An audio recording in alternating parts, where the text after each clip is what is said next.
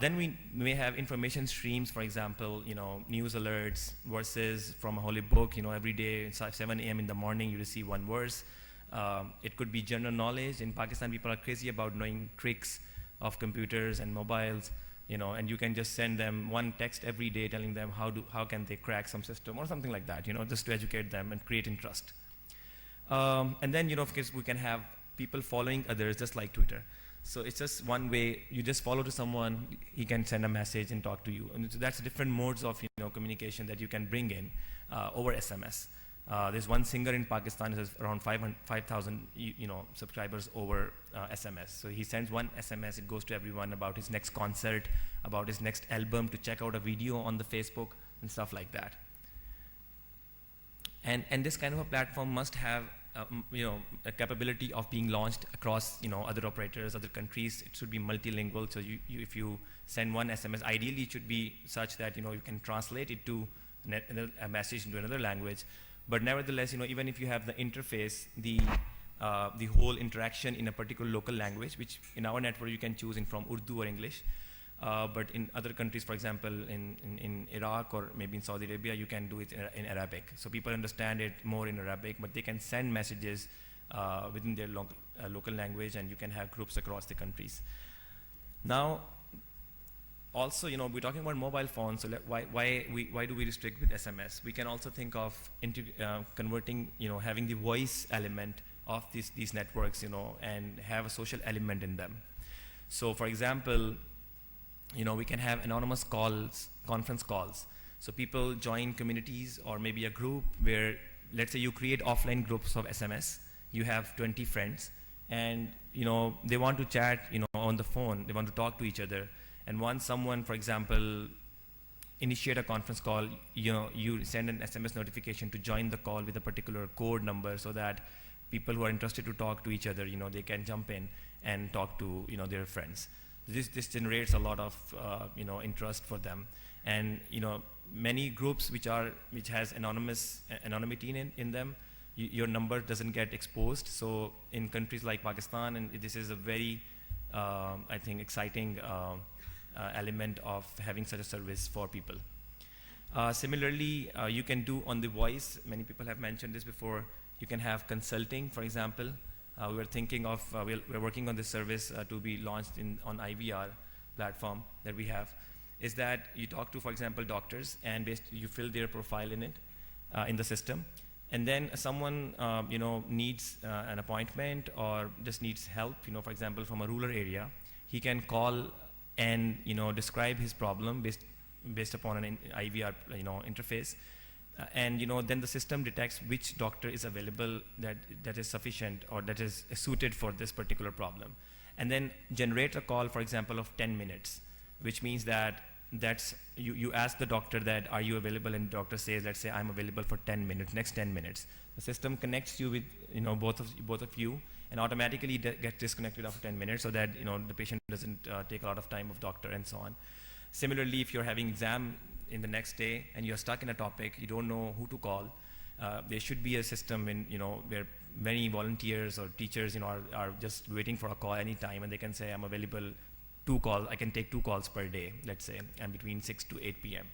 So you are stuck at one place, and you call some number, and that person receives, the system connects the teacher and the student, and you get your help, you tell the problem, you get the solution, and then the call is disconnected. So these kind of services can be offered on the voice, and you can integrate it with SMS. You can do buying, selling, you can do jobs, etc.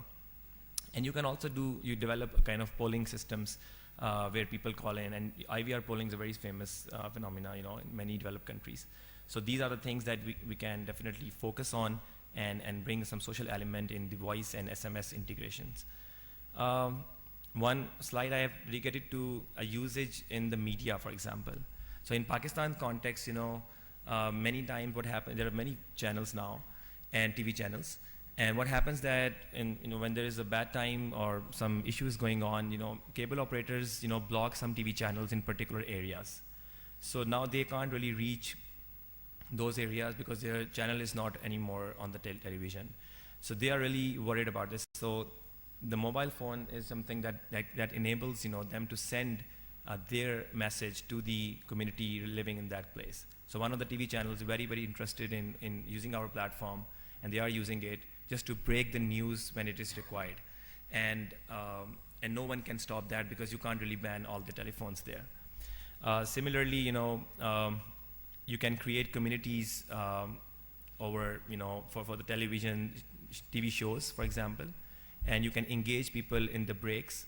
When there's a 25-minute, 10 minutes break, you can ask a question or tell them to predict something, what is going to happen the next part of the next part of the segment, right? You can poll them and let them engage more with you, because this gives you a rating of the channel itself or the program. It gives you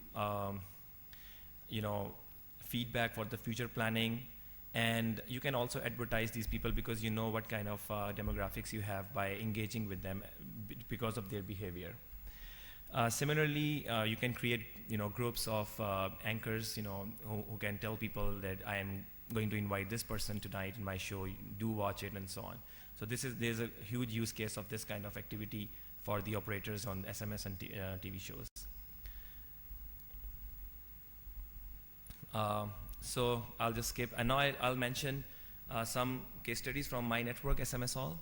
One of the things I really want to mention is the political activism that is going on in Pakistan, responding using our platform. There's one leading political party, very, I would say, growing political party called Pakistan Tehreek-e-Insaf.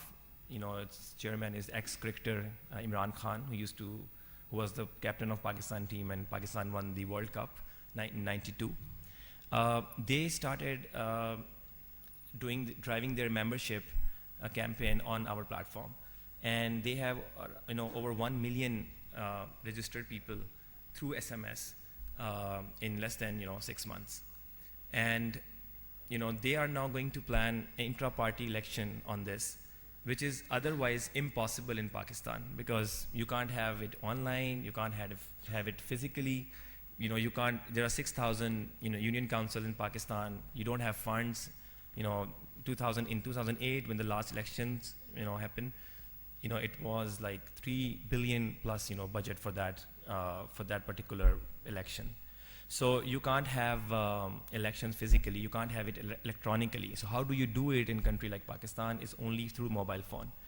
And they are developing an IVR solution. I mean, of course, we are developing for them. They are thinking of having an SMS and IVR integrated system to have, and this has never happened in Pakistan before, and maybe at this level, never happened in the world before like this. It's going to be big thing if this really happens. Similarly, the one story I want to share is the education. There is one professor who teaches at different universities. He started his group of teaching English. It's known as English Messaging Service, EMS. He has around 100,000 users who are really keen to receive his messages, and he developed a course in Urdu language, explaining in Urdu about English. So he has sold around 2,500 to 3,000 CDs as a package. What he does, he sends messages for a month or for 2 weeks regularly, and then asks that if you are interested to learn through a CD, you can order it, and he then receives payment outside that network. So that's a very good model, because he has created an engagement network, and he keeps in touch with his students, and then he receives queries and orders from them on CD. And many people are have actually got a lot of help from his course. So they actually passed IELTS exam, got good admission, improved their English, and so on. Now, and within our network, we have around, as I said, people really own groups on our network. If I change a creator of some group, because it was inactive, the guy will just wake up one day and tell me that, how the hell you took my group away from me, because I was the creator of that group. And the first time I joined, when we started this, I shared my number just to understand, okay, how this network is working, and what is. I just shared my number, mobile number, with my users. When you send a message, you receive a delivery report, and there was a number there. that if you have any queries, talk to me.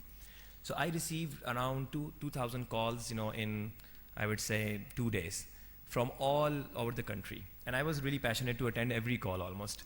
And I talked to many, many people. So I received a call from a person living in corner of Balochistan saying that I've created a local news group here. I am a journalist for a TV channel, but my local content is not relevant for the news channel. So I break news for the local community on your group. For people calling me, from villages, asking me about myself, telling me, appreciating my effort to develop this kind of a network. And once what happened that I was in a hotel and someone, there was an event like this and we were conducting a voting activity for that conference. So when they introduced me, the guy came to me and said, I want to have a picture with you because in my university, everyone loves your service and we never came to know about you because there was no picture. We didn't know it was you. So, it's very, very, it excites people a lot. And we have seen this growing virally without advertising too much on it. It grew virally from a university and, reached every corner of Pakistan. So that's, now let me tell you that because we work across operators, that's advantage we have because an operator can't think beyond, their own his own subscribers. So you would never advertise it because in our network you can invite your friends from any network in Pakistan. And it works on the same number, it works on the same short code, same price plan, same interface. It doesn't matter whether you belong to Mobilink or you belong to Telenor or you belong to Warid. You see it happening as if it is yours, right? So we connect it, every corner of Pakistan.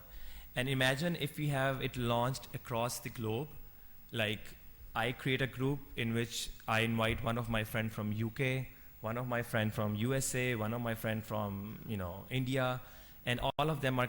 I send one SMS and it goes to everyone. So this is the only way I believe that you can bridge the 5 billion people living without smartphones and the 1 billion with smartphones, and you can develop interfaces for SMS and these phones so that they can all talk to each other.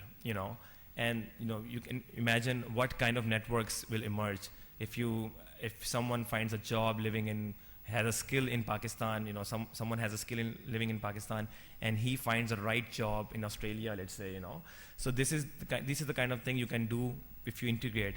And this is the kind of SMS outgoing which you will see from one corner to every corner in the world.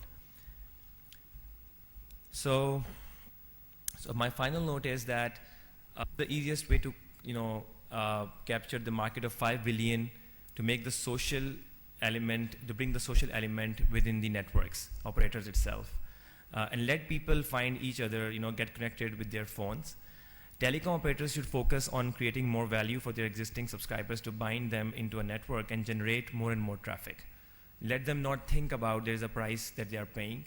If they are, they are addicted to the conversation and they are just into too many relationships on a network, they will be thinking twice to just go away from it. Because once you create that kind of a network and database with you, it's very hard for someone to leave his or her friends, and go to other network. Similarly, so I suggest that SMS transaction should be very cheap for that matter, affordable for people, and especially for broadcasting purpose, and should be monetized through other means such as demographically targeted advertisements or something like that. It will be a huge market, of course.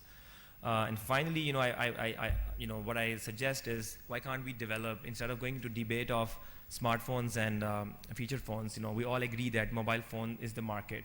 So why can't we develop, interfaces for all sort of, phones?